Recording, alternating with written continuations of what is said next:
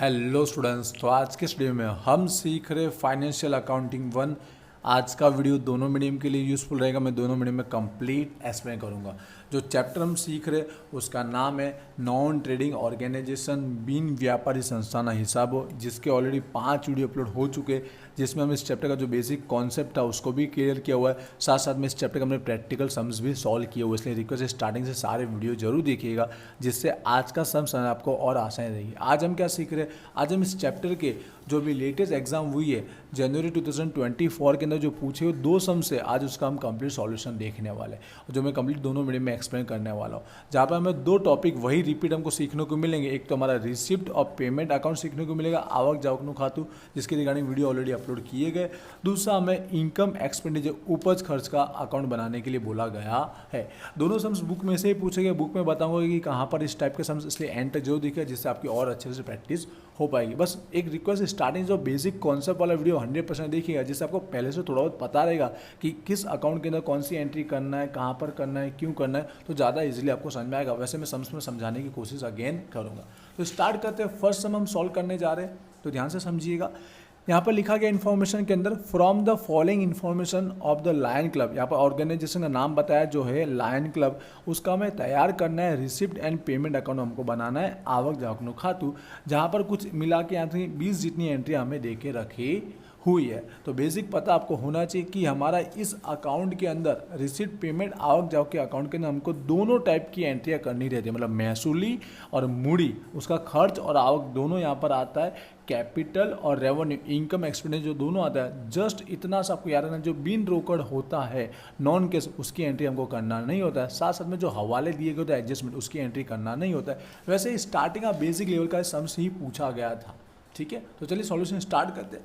तो यहाँ पर हमें सारी आवक रिसिप्ट की एंट्री करना है, सामने हमें पेमेंट जावक की एंट्री करना है। तो यहाँ पर हम स्टार्ट करते हैं। तो सबसे पहले ओपनिंग बैलेंस बताया गया, कैश का बताया गया, रोकड़ का। ठीक है, जो 1 अप्रैल 2022, क्योंकि हम मार्च 23 का बना रहे, तो ये हमारा ओपनिंग है और ये हमारा क्लोजिंग है। ओपनिंग दिया तो क्लोजिंग हम फाइंड आउट करेंगे। तो सबसे पहले ओपनिंग की एंट्री आपको कहाँ करनी, रिसिप्ट आवक में करनी रहती है, जिसके लिए हम लिखते हैं, गुजराती इंग्लिश दोनों में लिख के समझाऊंगा मैं, बाकी आगड़ लाव्या। ठीक है, इंग्लिश में लिखेंगे बैलेंस ब्रॉड डाउन, थोड़ा बहुत शॉर्टकट लिखूंगा। अमाउंट दी गई थी हमको यहाँ पर 15,000। जस्ट आपको एंट्री पता होना चाहिए कि हमारा ये आवक में आएगा या पेमेंट में आएगा, क्योंकि हमको दोनों टाइप के इसमें लिखने को होते ही है, इसलिए उसमें कोई ज़्यादा प्रॉब्लम आता नहीं है इस अकाउंट के अंदर।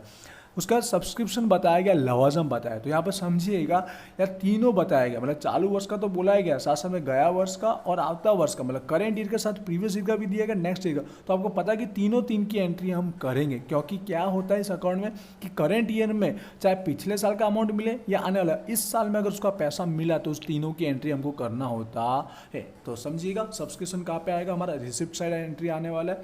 हम एंट्री कर रहे हैं यहाँ पर सब्सक्रिप्शन की, लवाजम की एंट्री करें, तीनों ईयर की लिखेंगे, क्योंकि हमको इस चालू वर्ष में करंट ईयर में उसकी अमाउंट मिली है। इसके लिए यहाँ पर थोड़ा बहुत शॉर्टकट लिखूंगा, प्रीवियस ईयर, हमारा करंट ईयर और ये हमारा नेक्स्ट ईयर, गया वर्षનું, चालू वर्षનું અને આવતા વર્ષનું। जो हमें अमाउंट दी गई है यहाँ पर क्रम से देख रहे होंगे 2000, 10,000 और 1000 अंदर लिख कर हम टोटल बार आउटसाइड कर सकते हो, या तो आप डायरेक्ट आउटसाइड की ही हम लिख सकते हैं। तो टोटल मिला के लवाजम सब्सक्रिप्शन में कितना मिला हमको, 13,000 का हमारी आवक हुई है। क्लियर हुआ होगा। एंट्री करते जाएंगे वैसे हमारे मार्क बनते जाएंगे। उसके बाद इसी तरह सैलरी का भी बताया गया, पगार का 3 साल की हमें अमाउंट दी गई है। इसमें भी यही हमको मानना है कि चालू वर्ष के अंदर करंट ईयर में ही हमको उसका पैसा हमने क्या किया, चुकाया है। पगार हमारा एक खर्च होता है, एक्सपेंस होता है, इसलिए कहाँ पे लिखना हमको, पेमेंट जावक की साइड लिखना रहेगा, सैलरी यहाँ पर पगार। इसी तरह हमको तीनों ईयर की एंट्री लिखना है। एक तो हमारा जो प्रीवियस ईयर का दिया गया वो, करंट ईयर का और नेक्स्ट ईयर का, गया वर्षનું, चालू वर्षનું અને આવતા વર્ષનું। जो अमाउंट हमें दी गई है 2,000, 20,000 और 3,000। एंटर जरूर देखिएगा, बुक में भी आपको बताऊंगा, जिससे आपकी और अच्छे से प्रैक्टिस हो पाएगी। बट रिक्वेस्ट स्टार्टिंग से जितने अपलोड हुए वीडियो वो अगर देखोगे तो ऑलरेडी आपको सम्स आता ही रहेगा। टोटल अमाउंट हो जाएगी, आउटसाइड रहेगा वो 25,000। उसके बाद के नाम बात की बात करते हैं। अब दिया गया इसके बाद इंटरेस्ट रिसीव बताया गया, व्याजनी आवक। हमको यहाँ सोचना नहीं है कि किस टाइप का, क्योंकि यहाँ पे दोनों टाइप के हमको एंट्री करनी ही रहती है। वैसे बताने के लिए तो जो इंटरेस्ट ब्याज हमको रेगुलर बेस पर मिलता है, इसलिए हमारा महसूली रेवेन्यू टाइप का बनता है। ठीक है, जो दिया गया 5000। बट इस अकाउंट में हमको सोचना वैसे होता नहीं है, बस आवक साइड लिखना आपको वो पता होना चाहिए। जो हमको इंटरेस्ट क्या हुआ है, रिसीव हुआ है, जो व्याजनी आवक हमको जो मिली है उसकी एंट्री हम कर रहे हैं। जो अमाउंट दिया गया है 5000। उसके बाद दिया गया डोनेशन रिसीव, दान मड़ियो, ये भी हमारा रिसिप्ट आवक होगा, तो रिसिप्ट की साइड लिखना है हमको, डोनेशन रिसीव। थोड़ा शॉर्टकट लिखूंगा फटाफट, थोड़ा राइटिंग आगे पीछे हो सकता है। जो दान की अमाउंट बताएगी वो है हमारे यहाँ पर 10000। उसके बाद देख रहे हैं एंट्रेंस फीस, प्रवेश फीस। अब आपको इसमें सोचना नहीं है कि हमारा कैपिटल वाला है कि रेवेन्यू वाला, क्योंकि इसमें तो टोटल अमाउंट की एंट्री हमको वैसे भी करना होता ही है। वैसे नीचे एडजस्टमेंट हवाला को दिया गया नहीं है, तो अमाउंट आएगी यहाँ पर ऐसे कैसे, टोटल जो दिएगा 20000, जो हमारा एक तरह का इनकम होता है उस साइड हम लोग लिखेंगे रिसिप्ट की साइड, एंट्रेंस फीस, प्रवेश फीस या भी दाखिल फीस भी लिखा हो सकता है। जो अमाउंट दी गई है हमारी 20000। उसके बाद देखिए रेंट पेड लिखा गया, भाड़ू चुकी है, तो हमारा क्या होगा, एक्सपेंस होगा, तो हमारा पेमेंट की साइड एंट्री होगी भाड़ू चुकी है। ठीक है, भाड़ू चुकी जो हम पेमेंट कर रहे हैं, रेंट जो हमने पे किया है उसका अमाउंट दिया गया 10000। उसके बाद का जो नाम दिया गया ध्यान से पढ़िएगा, चैरिटी शो का हमने एक्सपेंस हुआ है। ठीक है, चैरिटी शो का क्या हुआ है, खर्चा हुआ है, ये भी हमारा पेमेंट की साइड एंट्री आने वाला है। इनकम और एक्सपेंडिचर क्लियर आपको बताया दिया गया होगा कि चैरिटी शो का इनकम है या एक्सपेंस है। ठीक है, चैरिटी का खर्च है, कितना दिया गया था, 15000 दिया गया था। उसके बाद यह है सेल्स ऑफ फर्नीचर, हमने फर्नीचर का क्या क्या वेचाण किया है। अब ये एक तरह का देखा जाए तो हमारा मूडी वाला टॉपिक है, कैपिटल का, लेकिन यहाँ पे दोनों टॉपिक लिखने इसलिए सोचने वाली बात ही नहीं है। 10000 बस आपको पता होना चाहिए, वेचाण किया, सेल्स किया तो हमारी आवक हो रही है। ठीक है, इसलिए रिसिप्ट साइड आपको एंट्री करना है। जो हमने सेल्स किया है ऑफ फर्नीचर, फर्नीचर को हमने क्या किया है, बेचा है। जो फर्नीचर नु वेचाण, थोड़ा शॉर्टकट लिख रहा हूँ, समझ जाएंगे। जिसकी अमाउंट दी गई थी हमारे यहाँ पर 10000 की अमाउंट दी गई थी। उसके बाद का अगर नाम देख रहे हो तो लिखा गया अगेन सेल्स ऑफ इन्वेस्टमेंट, रोकाणों नु वेचाण, ये भी हमारा क्या होगा, रिसिप्ट आवक होने वाली है। ये हमारा कैपिटल आवक होती है।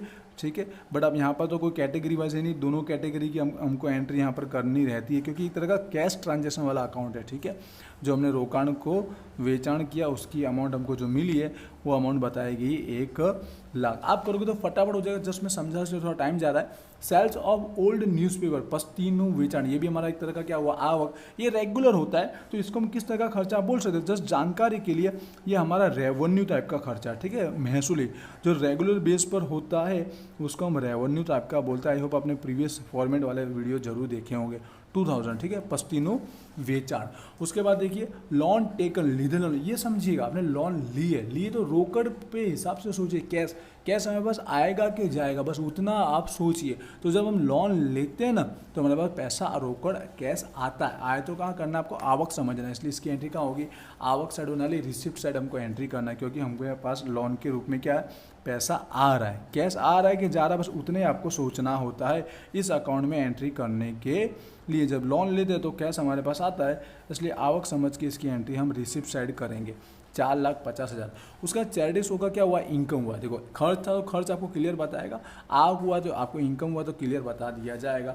ये इनकम है तो इनकम की साइड आपको लिख देना है, चैरिटी शो की जो हमको इनकम हुई है उसकी अमाउंट बताएगी। बहुत ही बेसिक लेवल का सम्स पूछा गया, इसलिए स्टार्टिंग बेसिक लेवल से आप प्रिपरेशन हमेशा कीजिएगा। टफ सम्स कीजिए लेकिन पहले बेसिक क्लियर कीजिएगा। उसका बिल्डिंग जो हमने परचेज किया, मकान की खरीदी, वो एंट्री हमको करना है। देखा जाए तो कैपिटल वाला एक्सपेंस है, ठीक है, मूड़ी खर्च, फिर भी यहाँ पे तो आने वाला ही। हम पेमेंट कर रहे हैं, जावा साइड एंट्री है क्योंकि रोकड़ हमारा जा रहा है, ठीक है, मकान की खरीदी, सिंपल सी बात है। इस अकाउंट के लिए से आपको देखना कैश आ रहा है कि जा रहा है, वही समझना रहता है। तो यहाँ पर हमने बिल्डिंग को क्या किया है, परचेस किया, तो रोकड़ हमारी जा रही है, इसलिए एंट्री क्या होगी, जमा साइड होगी। टोटल अमाउंट बताएगा 5,50,000। और लास्ट एंट्री कुल मिला के 19 से 20 एंट्री दी है। स्पोर्ट्स इक्विपमेंट क्या किया, परचेस किया। यहाँ पे भी हम रम्मत गम्मत का साधन क्या कर रहे हैं, खरीद रहे, हमारा पैसा और कैश जाएगा तो कहाँ एंट्री आएगी, हमारा जावक साइड, पेमेंट की साइड एंट्री आने वाली है। जो स्पोर्ट्स के इक्विपमेंट हमने क्या किए, परचेस किया, हम उसकी एंट्री कर रहे हैं। तो यहाँ पर सारी एंट्री हमने फिनिश कर दी है, उससे से हमारा ये अकाउंट भी क्या हो जाता है, क्लोज हो जाता है, क्योंकि कोई वधारा की माहिती में हवाले एडजस्टमेंट दिए गए नहीं है। वरना आपको उसमें से भी आपको देखना रहता है कि जो हमारे बिन रोकड़ होते हैं वो एंट्री वैसे भी हमको करना होता नहीं है। तो सम्स यहाँ पर कंप्लीट हुआ। जस्ट आपको यहाँ पर क्या फाइंड आउट करना है, हमने ओपनिंग बैलेंस निकाला था, ठीक है, कैश का, तो हमको क्लोजिंग बैलेंस फाइंड आउट करना रहेगा। टोटल कहीं का आपकी ज़्यादा हो सकता है, तो एक बार दोनों साइड का टोटल मार के आपको देख लेना है। बट मैंने करके रखा हुआ, आप जरूर दोनों साइड का देखिए कि कहाँ का का ज़्यादा है। तो यहाँ पर देखेंगे ना आप, तो आवक का साइड, रिसिप्ट के साइड का टोटल ज़्यादा है। जो टोटल हमको मिल रहा है आवक की साइड का वो हो रहा है हमारा 6,50,000 हमारा टोटल आ रहा है।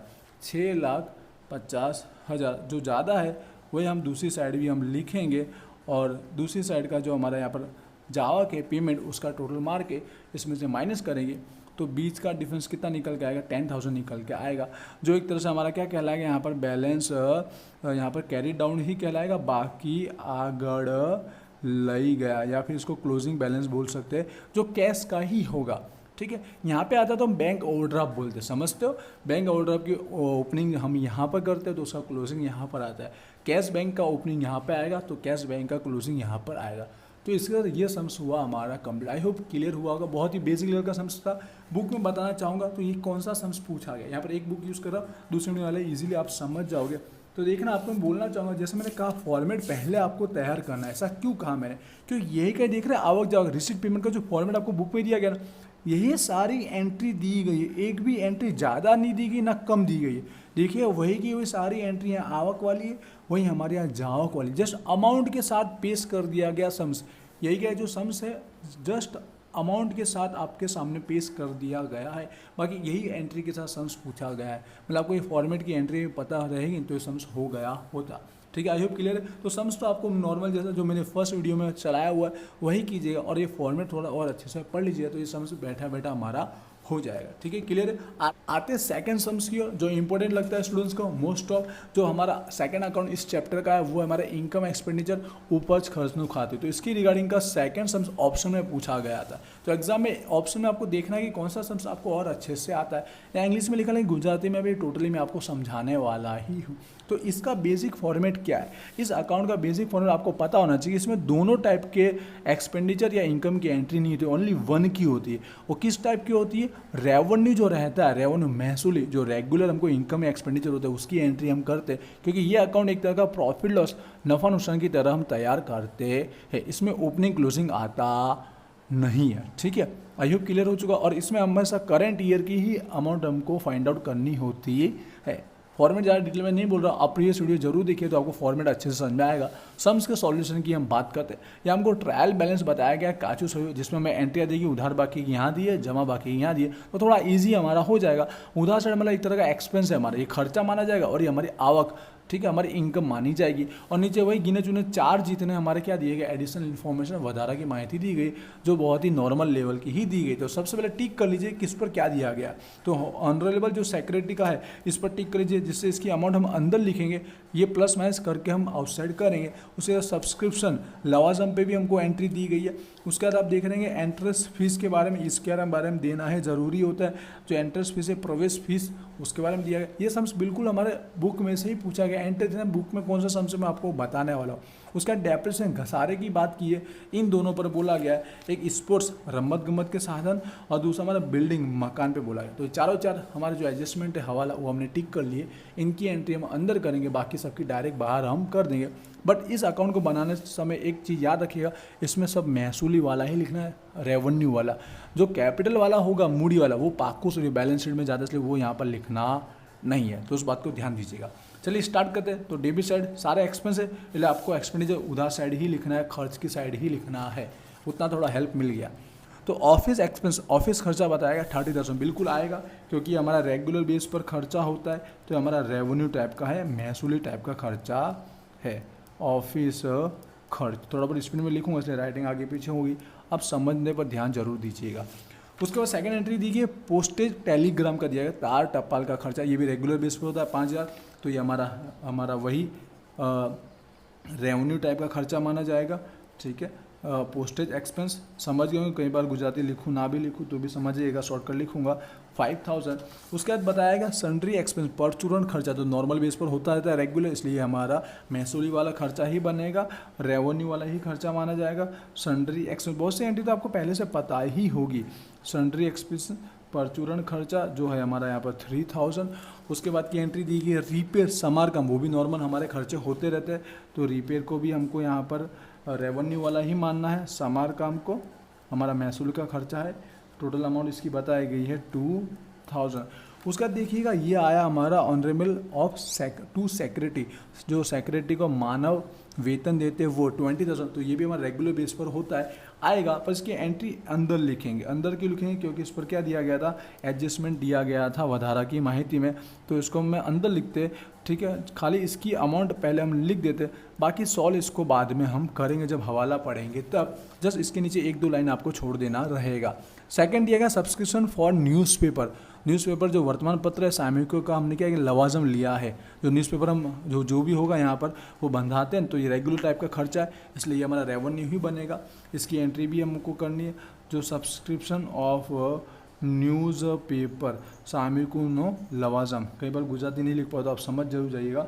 अमाउंट दिया गया 5,000। अब ध्यान से देखिएगा, अब बोला गया जो स्कॉलरशिप है given from education fund, Gujarati में शिक्षण फंड मांती आपेली स्कॉलरशिप। अब ये क्या है, कोई स्पेशल पर्पस के लिए जो फंड क्रिएट किया जाता है, वो सारे खर्चे या फिर इनकम वो हमारा कैपिटल माना जाता है, मूडी माना जाता है, तो यहाँ पर नहीं आएगा, ये हमारा जाता है बैलेंस शीट में, इसलिए इसकी एंट्री यहाँ पर हमको करना नहीं है। क्लियर हुआ होगा, ठीक है।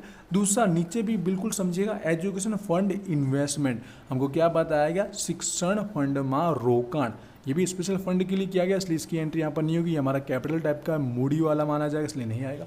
कैंटीन का एक्सपेंस रेगुलर बेस पर होता है, कैंटीन खर्च, तो ये हमारा रेवेन्यू महसूल का खर्चा होगा, तो यहाँ पर गिना जाएगा। कौन सा खर्चा बताया गया, कैंटीन एक्सपेंस लिखा गया है, कैंटीन खर्चा। आप ध्यान रखिए कौन सा हमारा मूडी वाला माना जाता है, इसके लिए भी हमने स्टार्टिंग में समझा है, इसलिए वो जरूर देखिएगा।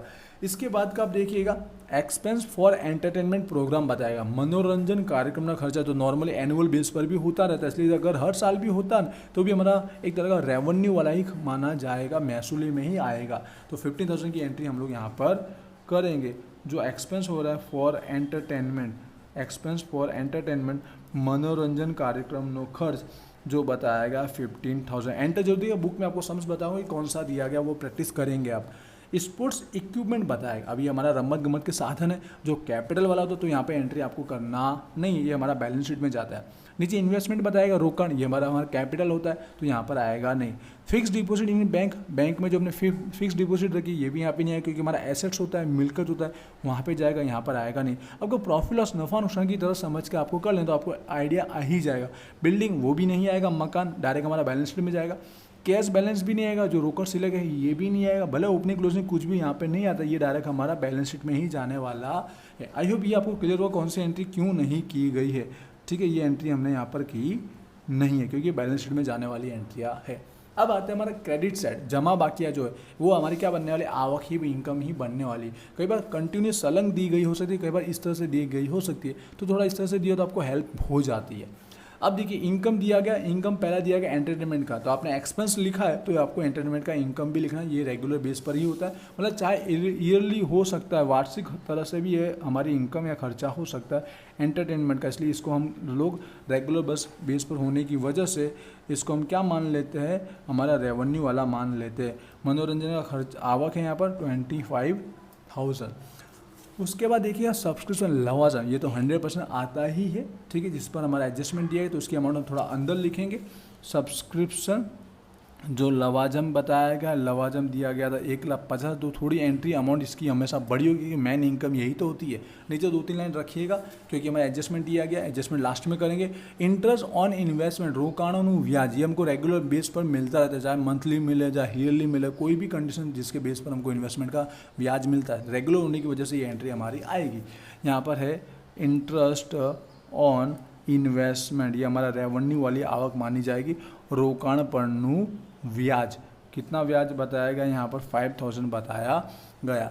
उसके बाद देखिए एंट्रेंस फीस, अब यहाँ समझिएगा जो प्रवेश फीस या दाखिल फीस, अब यहाँ इन्फॉर्मेशन में हमेशा बताया गया होगा कि ये जो टोटल है, ठीक है, ये वैसे तो हमारा कैपिटल वाला माना जाता है, मूडी वाला, ठीक है, जो कैपिटल फंड में हम प्लस करते हैं मूडी भंडोल में, लेकिन आपको एडजस्टमेंट में बताया गया कि 50% जो है ना एंट्रेंस फीस, जो प्रवेश फीस, वो कैसे कैपिटलाइज है, मूड़ीकृत है, तो 50% की एंट्री हम कैपिटलाइज वाले की नहीं करेंगे, लेकिन जो बाकी बचा 50% वो कैसा होगा, रेवेन्यू टाइप का होगा, हमारा महसूली टाइप का होने वाला, तो 50% महसूली वाले की एंट्री हम कर रहे हैं। समझ रहे हो। बाकी 50% जो कैपिटलाइज वाला है वो हमारा बैलेंस शीट पाकू से रो में जाएगा, लेकिन 50% तो जो है हमारा वो एंट्री यहाँ पर होगी इंटरेस्ट फीस की। और इसके ऊपर देखिएगा एडजस्टमेंट हमने वो सॉल्व कर दिया, तो अब इसकी एंट्री हम लोग कर देते हैं। जो इंटरेस्ट फीस है, ठीक है, दाखिल फीस भी लिखा हो सकता है गुजराती में, या प्रवेश फीस भी लिखा हो सकता है। जो हम कितने टका एंट्री कर रहे हैं, 50% कर रहे हैं। वो 50% कौन सा वाला कर रहे हैं, जो महसूली वाला है ना, रेवेन्यू वाला, वो हम लोग कर रहे हैं। कितना आएगा, 10,000 आएगा। 20,000 दिया गया, उसका 50%, 10,000। क्लियर हुआ। उसके बाद देखिए एजुकेशन फंड बोला गया, शिक्षण फंड। जैसे मैंने बोला कोई स्पेशल पर्पस के लिए कोई फंड होता है तो उसकी एंट्री हम लोग मूडी समझकर, कैपिटल समझ के बैलेंस शीट में करते तो यहाँ पर ये एंट्री आएगी नहीं। एजुकेशन से जुड़ी हुई जितनी भी एंट्री थी हमने यहाँ पर की नहीं। उसके बाद एजुकेशन फंड से जो हमें इनकम हुई है, उसके इन्वेस्टमेंट से इनकम हुई, वो भी यहाँ पे नहीं आएगा क्योंकि ये स्पेशल फंड है, ठीक है। कैंटीन की इनकम, कैंटीन का खर्च जैसे था वैसे कैंटीन की इनकम, ये भी रेगुलर बेस पर होती है, तो इसकी एंट्री हम करेंगे। बहुत ही नॉर्मल सम्स होता है, आपको पता चल ही जाता है कि हमारा रेगुलर बेस पर होता है या कभी कभी होता है, आपको पता चल ही जाएगा। 2-3 सम्स करो तो इजीली आपको क्लियर हो जाएगा। जो कैंटीन की आवक बताई गई वो हमारे यहाँ पर 50,000। देखिए कैपिटल फंड लिखा गया, मूडी भंडोल, ठीक है, जो डायरेक्ट कहाँ जाता है, बैलेंस शीट में जाता है, यहाँ पर उसकी एंट्री होती नहीं है। सन्ड्री रिसिप्ट जरूर आएगा। परचूरण आवक, जैसे हमारा सन्ड्री एक्सपेंस था ना, परचूरण खर्च, वैसे हमारा सन्ड्री रिसिप्ट 8,000, जो परचूरण हमारा इनकम हो जाती है, हमें पता नहीं रहता किस नाम का है, उसको हम सन्ड्री में डाल देते हैं। यहाँ पर सन्ड्री रिसिप्ट परचूरण जो हमारी आवक है वो यहाँ पर है 8,000। अब देखिए एंड होने वाला सम्स का, सेल्स ऑफ ओल्ड न्यूज़पेपर, जो पुराने वर्तमान पत्र थे उनको क्या किया, सेल किया। जो रेगुलर बेस पर होता है जिसको हम पस्तीनु वेचाण बोलते हैं, अभी प्रीवियस सम में भी हमारे पास था, तो रेगुलर बेस पर होता है, ठीक है, क्योंकि इसका हम लवाजम, इसका हम सब्सक्रिप्शन भी लेते रहते हैं, इसलिए ये भी एंट्री हमारे रेगुलर बेस पर होती है, ये इनकम, इसलिए हमारा रेवेन्यू टाइप का कहलाएगा, महसूली कहलाएगा। 2,000 की एंट्री हमको करना है। देखिएगा ऊपर की सारी एंट्री हमने कर दी। जो हमारे महसूली वाले थे रेवेन्यू, वो एंट्री हमने कर दी। जो कैपिटल वाले थे, मूडी वाले, वो हमने एंट्री नहीं की। अब हवाले की बात करते हैं, जो हमारा एडजस्टमेंट दिएगा, ध्यान से समझिएगा। तो पहला एंट्री करना बाकी है, 5,000 जो है वो क्या आउटस्टैंडिंग है, चुकवा बाकी। तो क्या होता है, करेंट ईयर का चुकवा बाकी क्या होता है, प्लस होता ही है। तो यहाँ पर आउटस्टैंडिंग जो है वो चुकवा बाकी जो है इस साल का, वो प्लस कर देंगे और टोटल हमारा यहाँ पर आउटस्टैंड हो जाएगा 20 + 5, तो 25,000 आ जाएगा। और दूसरी एंट्री वो बैलेंस शीट में जाती है, वहाँ बनाना नहीं है, ओनली वन अकाउंट बोला गया है, बाकी बैलेंस शीट के साथ वाला सम समझाया गया, जरूर देखिएगा, ये तो बहुत ईजी लेवल का सम्स है। नंबर 2 सब्सक्रिप्शन लवाजम के बारे में बताएगा, 2 एंट्री दी गई, समझिएगा। 20,000 क्या ड्यू है, मड़वा बाकी, जो करंट ईयर का चालू वर्ष का मड़वा बाकी क्या होता है, प्लस होता है। जैसे चालू वर्ष का चुकवा बाकी यहाँ पर था ना, इसी तरह मड़वा बाकी क्या होता है, करंट ईयर का जो ड्यू होता है वो प्लस होता है मड़वा बाकी। करंट ईयर चालू वर्ष का क्या होता है, प्लस होता है, कितना है 20,000। साथ में जो हमको रिसीव हुआ इन एडवांस अगाउ थी मॉडल, मतलब आने वाले वर्ष का एडवांस में हमको मिला है 10,000। एडवांस वाले क्या करेंगे, माइनस करेंगे, क्योंकि हमको इसके अंदर ओनली करंट ईयर की ही एंट्री आपको लिखनी है, करंट ईयर का ही अमाउंट आना चाहिए। तो इसके अंदर ऑलरेडी एडवांस इन्वॉल्व है, इसलिए एडवांस को क्या करते हैं, माइनस करते हैं।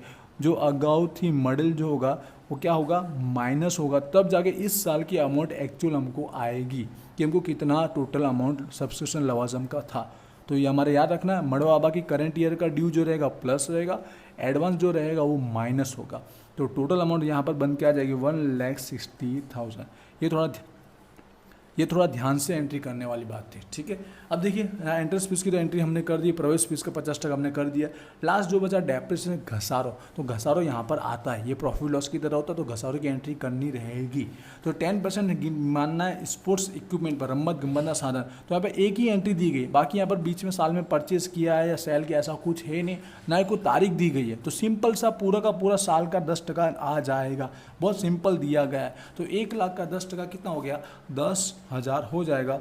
जो डेप्रिसिएशन की एंट्री कर रहे हम लोग, घसारे की एंट्री कर रहे, पहला निकाल रहे हम स्पोर्ट्स जो इक्विपमेंट थे उसके, जो रमत गमत ना जो साधन थे उसका आपने 10% निकाला, तो कितना है, 1,00,000 का 10% कितना हुआ, 10,000 हमारा हो जाएगा। आई होप ये क्लियर हुआ। सेकंड भी बोला गया बिल्डिंग पर, मकान पर बोला गया, उसका कितना % बोला गया, वही एक ही लिखा गया, तो 10% ही है। बिल्डिंग पर भी हमको 10% घसारो डेप्रिसिएशन गिनना है। बिल्डिंग कितना बताएगा, 2,00,000 बताएगा, तो 2,00,000 का 10% कितना हुआ, 20,000 हमारा इसका डेप्रिसिएशन हमारा आ जाएगा।